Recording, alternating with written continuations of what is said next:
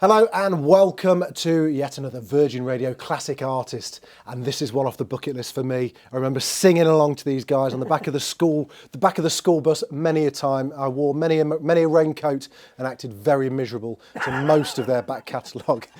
This week's classic artist is Simple Mind. Dead chuffed to welcome Charlie and Jim. How you doing, guys? Jamie. Hi, Jim. Nice to meet you. Look at that. First of all, what a great cover. Isn't it great? It's good. It's nothing to do with us, but it is great. Yeah. Always take the credit. It is great. Back in '79, did you ever, for one second, think that 40 years later you'd be here, kind of like celebrating it? Well, there was a couple of things. I mean, the first time we got in a rehearsal room as Simple Minds was in November '77. So we're actually 42 years, James. Wow. Okay. So our parents weren't even 40 then. I mean, that's so the idea of we had no concept of what 40. 40 is ancient. Back then, 40 is ancient. Yeah, when you're not 40, 40 is ancient. And the same, in terms of rock and roll, even the old guys weren't anything like that. In fact, the only old guys then would have been the old blues guys. Yeah. That were old guys. And it's funny talking about that. People say to us, great for you. Why do you do it? Why do you still do it? Or why? Well, there's a million reasons why. But I think I'd like to think, letting us off the hook here in case we're in high definition, it was written in those old guys' faces why they still do it. And I've come. It's who they are. Yeah. It's just what they do. And I think after 40 years, I've wrestled and conceded that this is what we do, and how fortunate and how grateful we are for having had this life in music, encapsulated in this compressed compilation, curated none other by Charlie Burchill. How do you even begin to do that? Because surely you've got to please so many kind of different sides. You've got, obviously you've got to get the hits on there. You've got to get the deep cuts on there. Yeah. It must be quite a juggling act. Well, it is. I mean, the truth is, we didn't. Careful, Charlie. We were like, I kind of, I always We think. presided over it. Yeah, Right, we okay, presided over it. Well, so you should, like grandmasters. Exactly. There's a million combinations here. Yeah. Well, it's difficult because there's obvious tracks. Yeah. But then when you go into the less obvious tracks, that's a bit tricky because, we've got a huge fan base that they always go on about our first 5 albums. None of them bought them, Yeah. It was like, Yeah, thanks for nothing. Yeah, it's like, they were the best albums. Nobody bought them. Yeah. But anyway, but you've got to kind of try and cover all that stuff. So, But when you're showing the kind of history of the band, you've got to include everything. Everything, yeah. Well, it's a bit like playing live as well. I mean, it's a great problem to have. Yeah. When there's that kind of quantity. Hopefully, there's a quality to match. Yeah. And Charlie was saying a lot of different boxes to tick because not only do we have different generations of fans. We have some that know the big MTV years. Yeah. We have them that were in at the start. We laugh. We have younger kids coming along now. In fact, I was telling the story the other day that and even them are really toty kids, and sometimes during a gig we'll single them out and say, did your parents drag you along here? And you get one or two cocky ones that'll nod their head, and to which we say, could be worse, could be Spandau Ballet. But Hi, Martin. A Spandau fatwa comes on me. But Spandau could be fatwa. Could be all those great bands. Yeah. The point being, so whenever we put a set together, or this, you try and include, you've got to do all the big hitters, but we try and, compressed it should give the sense of a journey. The collected thing. Yeah. Let's go right the way back then. I mean, you were rooted in punk, really, weren't you? Yeah, that's right. Yeah. We were. Sid Syphilis. Is he still knocking around anywhere? Have you seen him lately? I hope not. But you never know. Just for clarity, you never know who you're going to. You guys gave yourself nicknames. You never know who you're going to bang into. So that was from your first, the kind of like where you guys first kind of came together. Yeah, Liberated by punk, I think. Yeah. Yeah, like as were many bands from that. Yeah, it was great. You didn't have to play anything to be able to get on a stage and do something. But you know, I've spoken to quite a lot of people who kind of formed around that time, Yeah. but that's the beauty of that era was that it gave everyone the self-belief and confidence just to Yep. get up there and start banging them out. Which is Genuinely, yeah. I mean, we talk about, people who know our history, there was a pre-Simple Minds band called Johnny and the Self-Abusers, which was a sort of 10th-rate punk band, but in some way still better than a lot of this stuff. I mean, it was still it had the energy, Yeah. and it had the fire.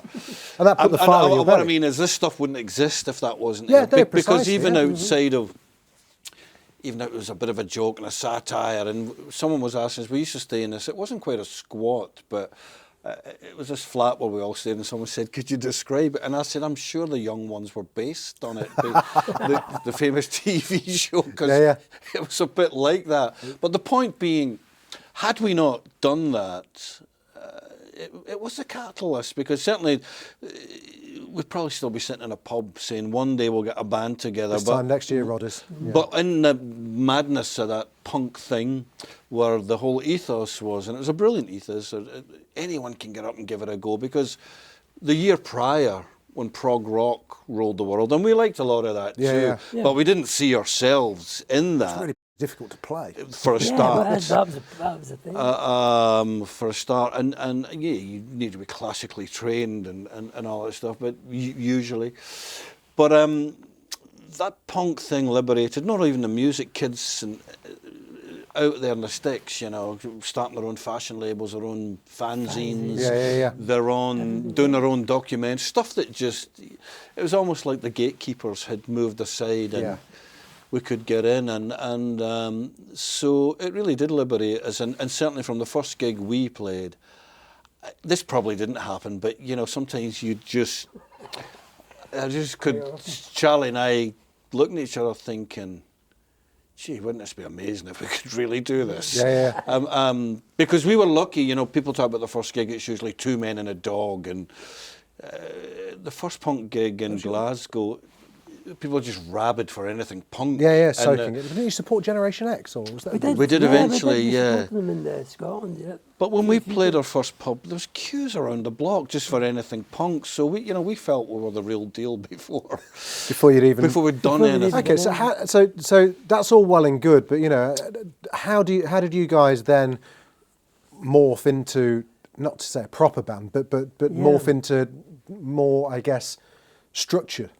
And more of a career, you know, thinking actually, let's nail this. Yeah, but I think you know, after the punk thing, the band that we were in, you know, again, it kind of dissipated and kind of is back down to Jim and I, and then we at that point, you know, there was definitely a kind of change going on, and it was kind of getting a bit more electronic, and that was coming back into it, which we had kind of, in our background, we'd loved a lot of, you know, all the krautrock stuff and, you know, this kind of thing.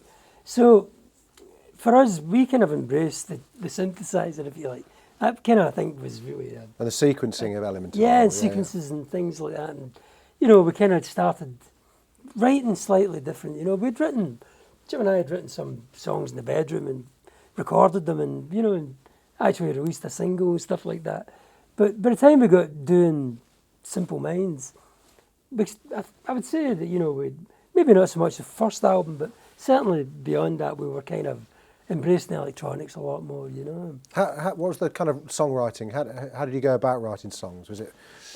Pretty much, I mean, again, Charlie and I, you could probably say it's a classic thing, certainly within a lot of rock bands or UK rock bands, where schoolmates and the band kind of, we live in the same street, so you start to identify, you're just playing the street with all the kids, but then you start to really identify, as you get older, we start seeing people with the same albums under their sleeve as, you know, as you were into, Wizard, I don't think so.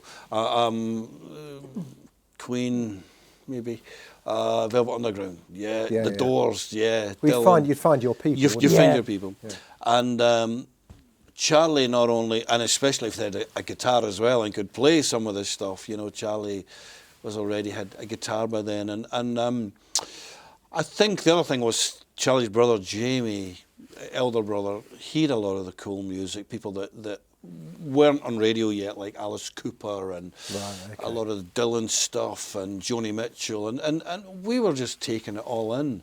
And I just think the kind of enthusiasm for it, I don't know how I ever got in my head that I could write words, I would want to write words, but I just did, and it seemed natural to us to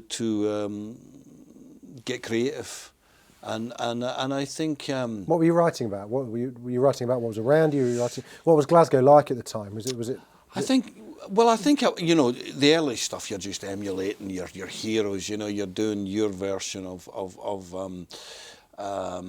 Bowie, or you're doing your first few albums. In fact, as Bono once said, every artist is a cannibal, every poet is a thief. There you go. Yeah. Well, there. So until you, but I think, I mean, I always remember we have a song. It was the first I thought, this is a song, not just a riff, and it was a song called Chelsea Girl that we did on our first album. We made our debut on the Whistle Test, and we played it, and it was when we got that done. And it's funny when as soon as I say that song, not only did I get the image of us sitting. This time we weren't in Charlie's bedroom. We were in my mum's house. Yeah, we're sitting on the couch, and my mum worked in one of the first Greggs in the UK. So, wow, exactly. And anyway, we were working it away, and I was, oh God, bit between our teeth, I think we've got one here, you know, dum dum dum. Oh, we're getting it. And the door goes. My mum comes back from work, and she goes, "Hey boys, I've brought you strawberry tarts." And I was like, no, we're working. Well, maybe we'll take a break. And I think there were probably 3-day-old strawberry tarts. There's about 18 of them. I think Charlie and I scoffed every one. So every time I hear the song, I get kind of nauseous. A bit queasy of strawberries. I get queasy, but I think that was the first song. She thought it was a hit, did she? She said that song's a hit. Wow. It wasn't a hit, but it got us a record deal. It did. It was. We would play it live. And on the Whistle Test as well. Yeah, we got it down. Yeah. So we screwed it up on the Whistle Test. Did you? Oh yeah, still screwing it up. But it kind of got it going, and we played it on the acoustic tour, and I'm always amazed going back to those early songs, because we think we think we're much more sophisticated now and didn't know what we're doing there, but actually when you go back, there's already craft there. Yeah. But I think that came through listening to records and emulating, and we wouldn't know what a bridge, we wouldn't know it was called a bridge. No, sure, yeah. But there was this bit that needed to go in. To put that little bit. That bit that goes in there. Yeah. So it was all handmade and still is kind of homegrown. Because the first album that you do really is like you've been writing that for a long time, you know, and Jim and I had been writing songs for quite a bit.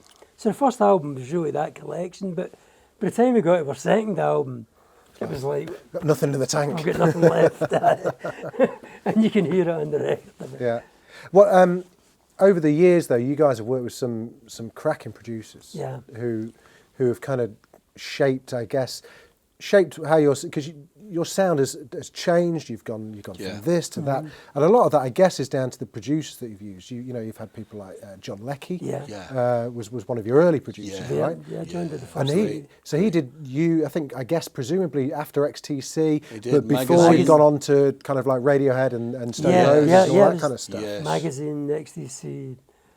And what was it like working with producers? Did you guys always pick your producers? Was it kind of like the record company suggested them? How did that work? Well, no, we all, again, we're so into the music. We knew the engineers, we knew and you would go, that saying, didn't really know what a producer did. Yeah. But we knew this guy's the producer, and he's been involved in these 4 or 5 records. Did it surprise you when you found out what a producer did? It was like, who's this Charlie coming in here telling me what to do? We still don't know what to do. They take points. No, to be fair, we're a band that loved, to this day, all of them. It's just great working with all these different people, and it's nice that you pick out or mention that, because a lot of people don't, but we feel that with our generation, we worked with the best. No, you certainly did. Lily Yeah. Wade, Yeah. Trevor Horn, Iovine. Yeah, Jesus. no, exactly. Clear Mountain. Yeah, Stephen Lipson. well, they all bring a hell of a lot to the table, don't they? yeah. You know, They do, Yeah, and they they're. Yeah, I mean, John Leckie, for example, John I think was like a kind of film student, so he was quite out there, you know, and experimental. yeah, and kind of like, you know, and encouraged us with synths and stuff like that, and then Steve Lillywhite was great for the kind of The big expansive bombastic kind of, John, yeah. and Trevor would have been Trevor. When Steve Lily White Lillywhite. met Mel Gaynor, that was a big day. Yeah, that wasn't was it? It was. It was a You big know day, what? rock You're. music. Yeah, I can still see Steve's face red with kind of enthusiasm. I just don't know if he needed to do it every song. Yeah. But it was kind of it was quite a combination that. And, So, was there a moment? What was the first moment where you two looked at each other, or what song was it where you looked at each other and went, "Yeah, we've got this." got it. It was probably alive and kicking about 10 years later. That late on, were you still? Was No. No, we would have been. I don't know if there was. Well, you know what I think when I think now. I thought when Charlie and Mick came up with the American, the noise of that. Right. Okay. I thought, oh, this is. So sonically, you kind of thought that's something. I thought this to is get a Simple into. Minds thing, and you know, I just there was a swagger there. I think we just knew. Yeah.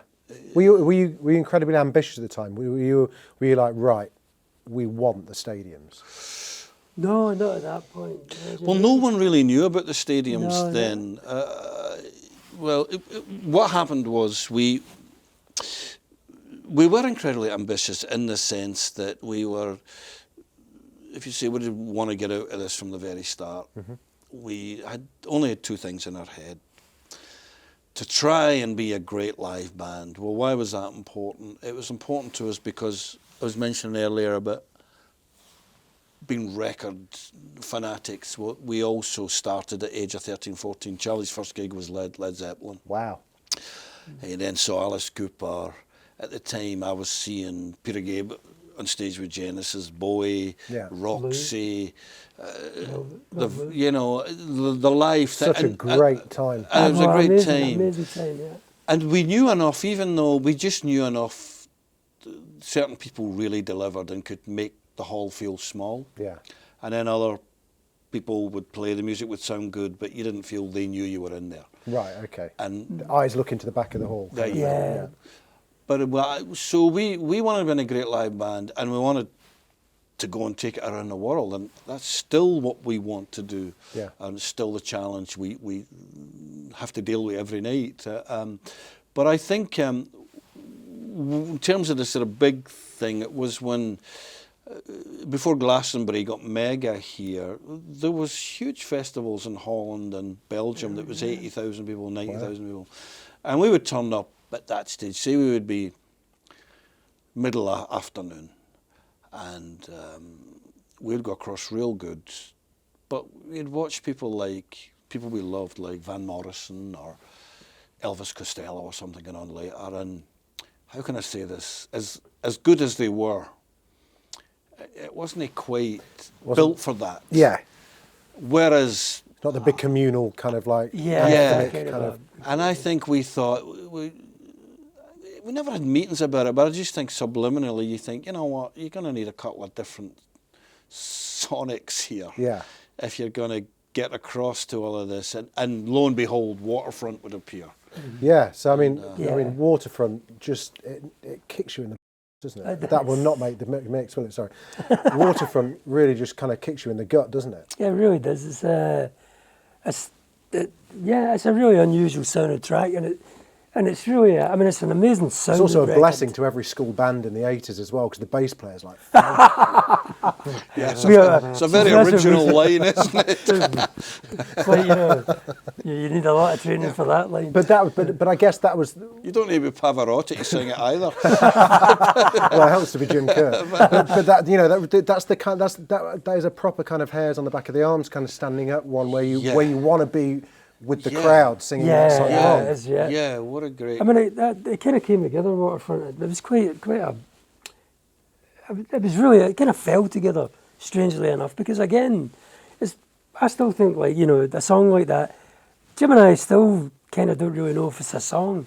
Right. It's a poem, Charlie. It's a kind of a, you know, it's like, again, there's elements of what we did in the early days where the bass line just runs all the way through it. The stuff riffs off of that here and there, you know. And well, it's got, I mean, sections. musically, it's got, you know, it's got a lot to do with the krautrock. It's got that Oh, solid yeah, kind yeah. of Yeah, it is, the driving kind of. I think it's a great piece of music. That it's. I can say this because wasn't involved in the music, but today I just remember we were about to go. The first time we played it live, we'd gone into rehearse a couple of days prior to going to Dublin. There was the first to play with U2, who were coming back for this kind of homecoming tour. The first time they'd been outdoor in Ireland. Oh, okay, yeah. And they just had their first breakthrough in America, gold disc and all that. So it was a big deal. Yeah. And they'd invited a few bands over to play at their event, Phoenix Park. And we'd gone in to rehearse for that. And while we were in, the bass player started coming up with Multi Old Dough. and Lieutenant Pigeon. Lieutenant Pigeon. Their mum played piano. Yeah, that's right, that was the man. So we were like, what is it with Multi Old Dough? The B-side was Desperate Dan, it was exactly the same tune. But then the guy started playing in Mail, and then Charlie with his chimes and all that. And I thought, I couldn't see it being a song, and I thought, oh, this will be a great intro music. Right, Intro music to something. Be a great opener.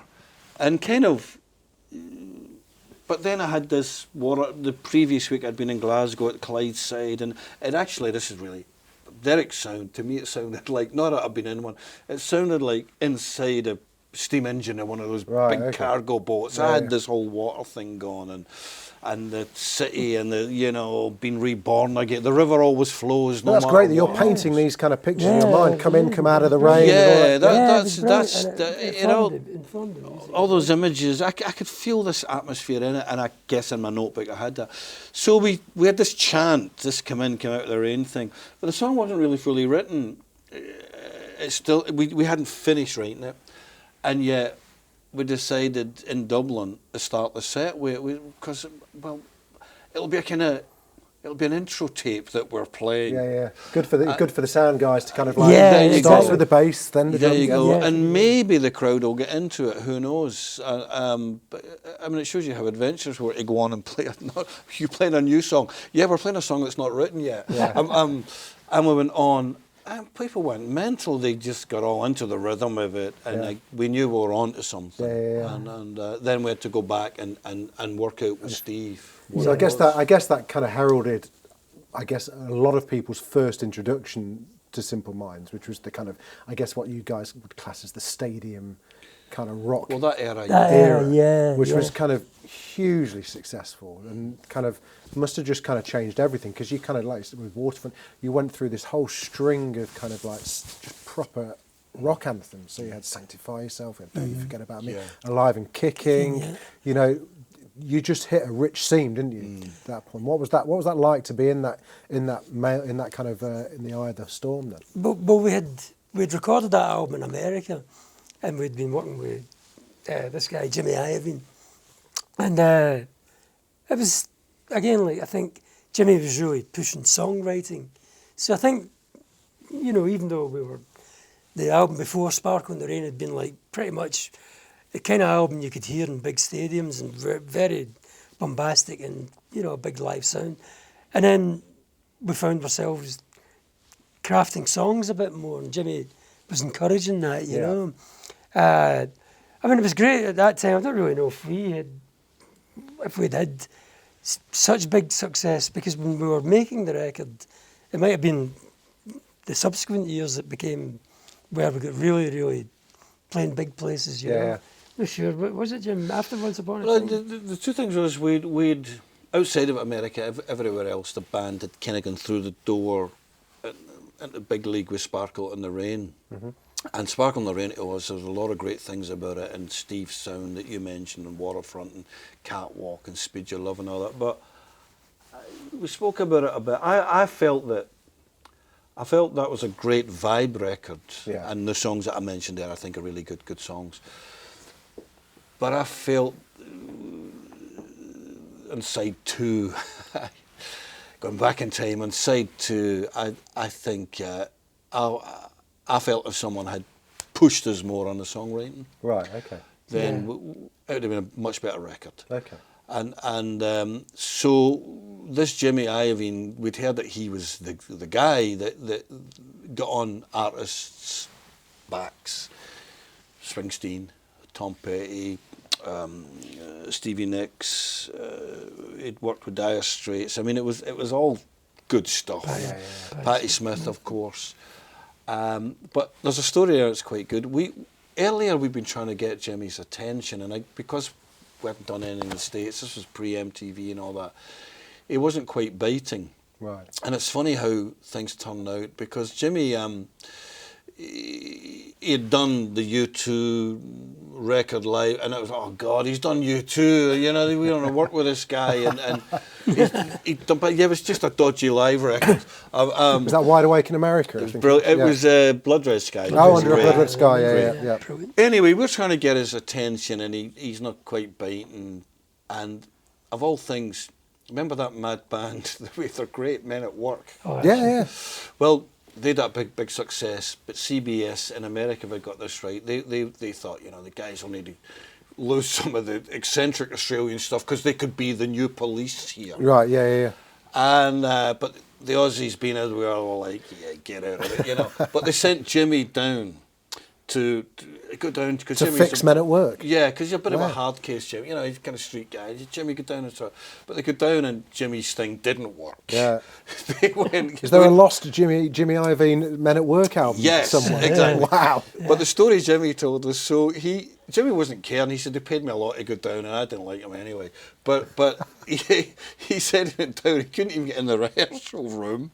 Wow. And Jimmy's one of these guys that hates travelling. He said, so I just went back to the hotel, grabbed my bag, and he says he's getting the cab to the airport, and this Australian guy, young guy driver, says, so what do you do? And Jimmy's like, well, I'm a record producer and all that. And have I, worked with anyone that I would know? And Jimmy's like, well, Springsteen, U2 and all that.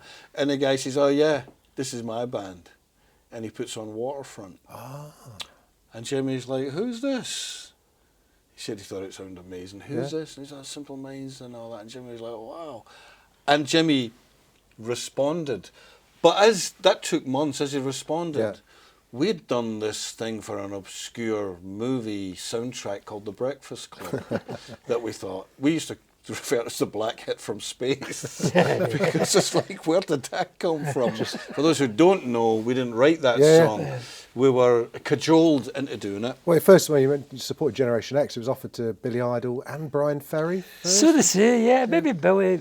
I've my doubts. But I bet it's my doubts as well. I tell you my doubts, because it was an A&M movie, they wanted an A&M act. Yeah. And neither of them were. Yeah. It was that, So, that I mean, that was quite the norm at the time, wasn't it, for songs to be just landed on bands, especially for movie soundtracks, wasn't it? It was quite. Yeah, but it might have been. I mean, at that particular time, I don't think it was. The reason we were always about wary about doing that in the first place was that we couldn't understand. Why would they want us to do somebody's song when we were writing our songs? We've got all these songs, so it wasn't really quite working for us. So was the song written for the film then? It was. It was, yeah.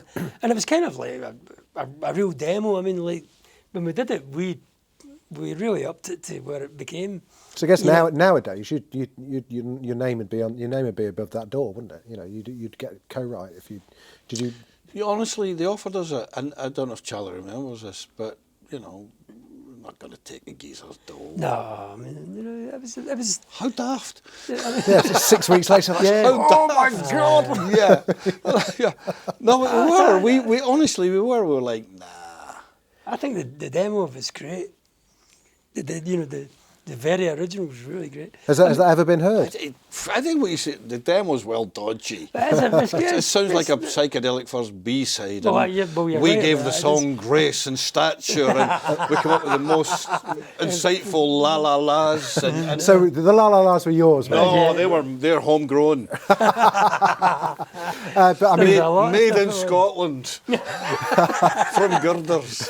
that changed everything. I mean, it was just crazy big. I mean, it was just, and it We still didn't is. see- We didn't see it coming.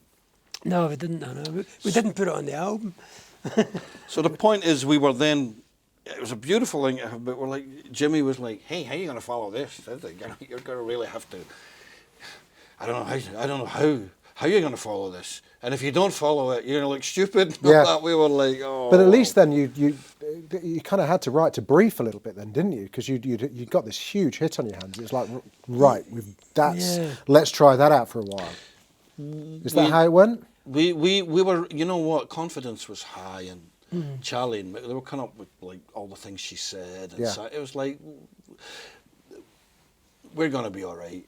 And but we knew we needed some kind of big event song, because it was MTV World. Yeah.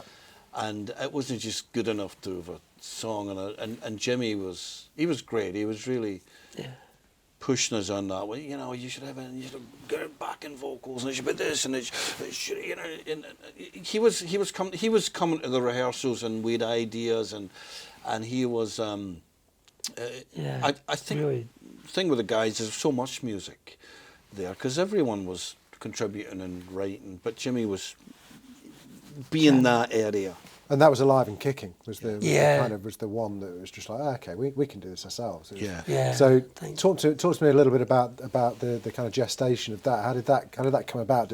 Where did it start, with the piano line or the drum beat? No, actually, I mean, I remember it vividly. We had taken a break, and Jim had went away somewhere, and he'd been listening to some jams that we'd been doing, and there was one bit it was like 3 guitar chords and echo and a rhythm, and it was just it was kind of like, you know, just a rhythmic thing with over 3 chords, and Jim said, I think this is like, you know, and I remember Jim, when I thought, will you be able to write on that? And he was like, yeah, and that's actually the very, very first thing I remember about the song. I mean, on the way to where it ended up, I'd say Jimmy was a big influence in that, because every time we progressed on a certain part of it, Jimmy would come in and go, you need another bit, and you still need another bit. And Were just you under kept huge pushing. pressure to put some more Lars in Alive and Kicking? Well, no, there wasn't. So, I mean, when I laugh at it, it's funny. I love the way how there'll be a piece of music, and I'll go to the guys, and I say, Charlie, it's good because I can see the cityscape, and I can see the sun's rising, and like there's a guy, and they go, no, it's 3 chords with a rhythmic thing.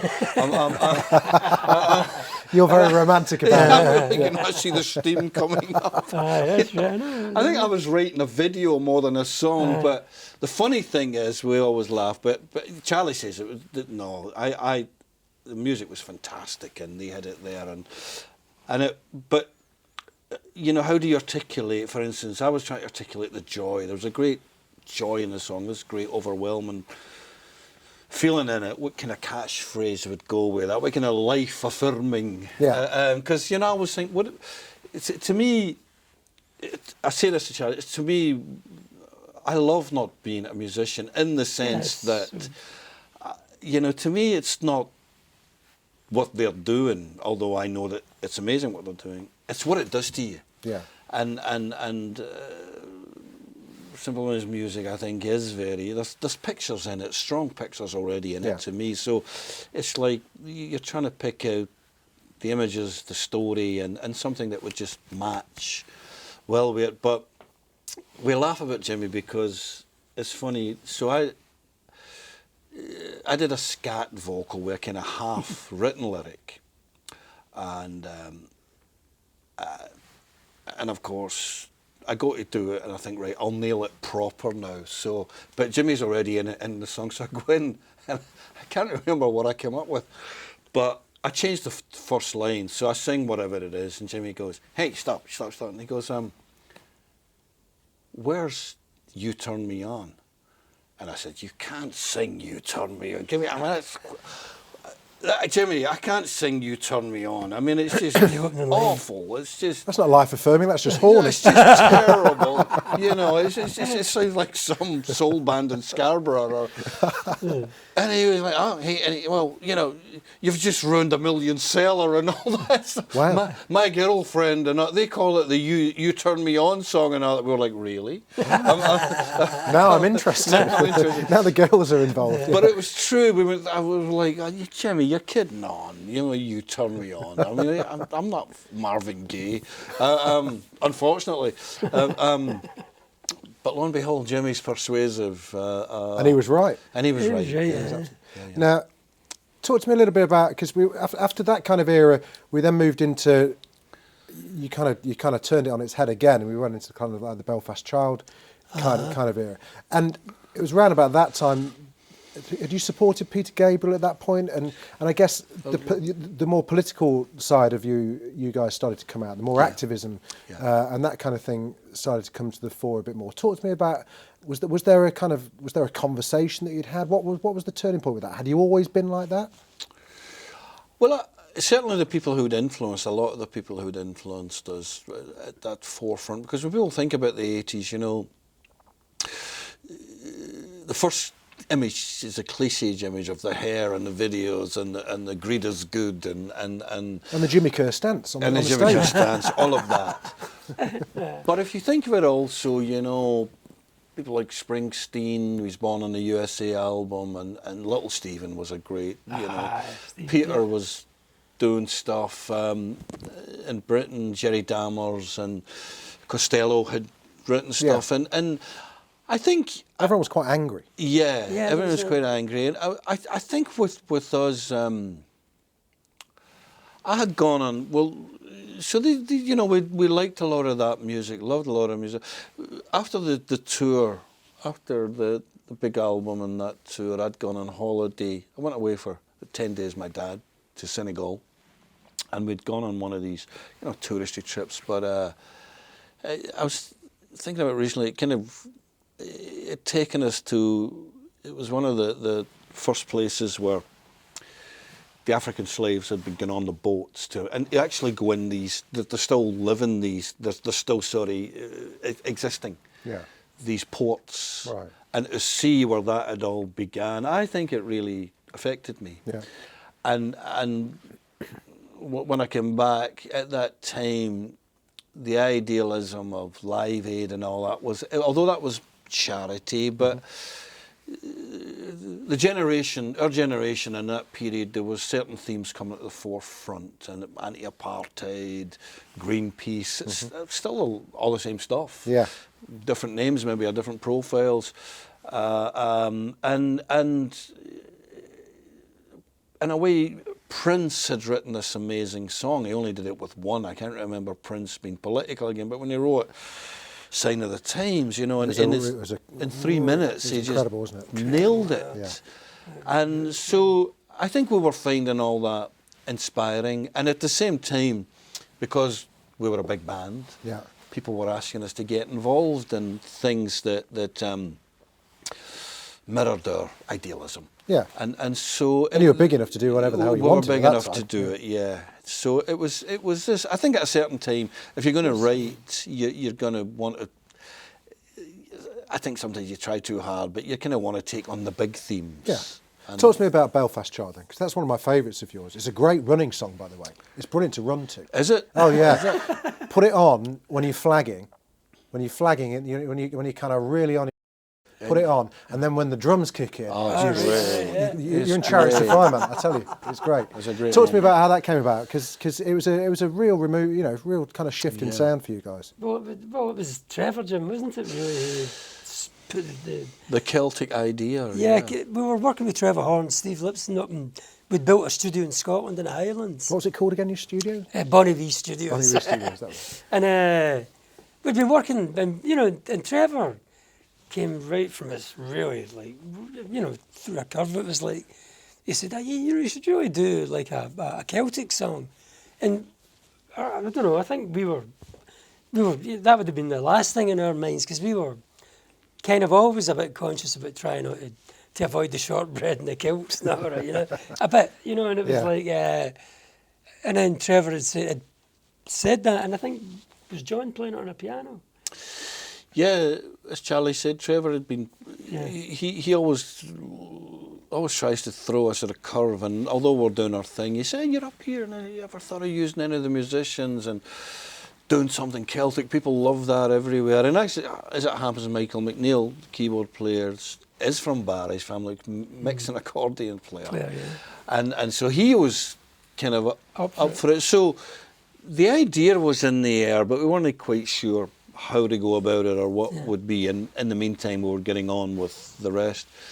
And then it's amazing how things fall into place. That particularly horrible thing had happened that week in Northern Ireland. It was all over the media. And John Giblin, our bass player, who could play keys also, after dinner one night, guys are still sitting around, you know, having a glass of wine or whatever, and then John was just playing this haunting melody that I then discovered he hadn't written. I said to him, wow, I was quiet. I remember it was a great line, he had great humour, John. I said, when did you write that? He went, about 200 years ago. And it's based on an old folk song. It's based on an old folk song, She Moved Through the Fair. But I thought, I wonder if you could take that and some of the sentiment, some of the imagery that's been around this last the kind week. of soundscapes in your mind, you can hear Exactly. the drama and and but how it went from that, because then I got that, but how it went from that to essentially what is this, you're referring to this great jam where it goes into Stairway to Heaven. Yeah. Which I think it's almost like you started in this nice Celtic folk song, and then Mel Gaynor's like, hang on lads, whoa. And those chords and the whole thing, and I don't remember that getting worked out. I mean, it probably wouldn't have been a jam, but it would have come from a jam. And I think it would have been Charlie. We couldn't have worked that out. So Mel would have done that, and Mick would have gotten the Hammond or whatever, and then Charlie. Everyone had a go, I think. And then to me, it was like the movie was opening, and then you got all the turmoil, and starts to mirror all the. That was huge for you. Because I remember we early days with that, because we knew that the rhythm of that would be that was a sort of. We wanted to get a Boran player. There's so many different ways to pronounce that. You know, the handheld drum. And we wanted to get somebody to play that. There was a few people who played on it, like the penny whistle and a couple of other things. And so we had that rhythm, which is a very Celtic. You know, it's so generic, but it's part of that. And that was really the thing. But I remember at one point with the discussion of it, it'd be great to make this sound like The Who, if only, you know. And that's what I think we were trying to do. Brilliant. You know. And then recently I was looking at the tracks thing. You revisited it acoustically. You did the acoustic stuff a few years ago. Was that something you eagerly did? Were you a fan of doing acoustic stuff? No. Well, it's funny as we're sitting here, I'm thinking, all the good stuff I think we didn't want to do. Not doing that dodgy film soundtrack, not doing that dodgy acoustic, not doing that dodgy You Turn Me On thing, just not doing it. That Celtic thing, leave it out. So all the things that are paid the mortgage off are the things that you didn't want to do. Exactly. 180 degree all the stuff that like I do, rather down a ditch. Thank God someone was going to around the ear. Wise up. It's 180 degree rule. Wise up. Like you never looked for gift horses in the mouth. Brilliant. The acoustic thing, we wrestled with that for 30 years.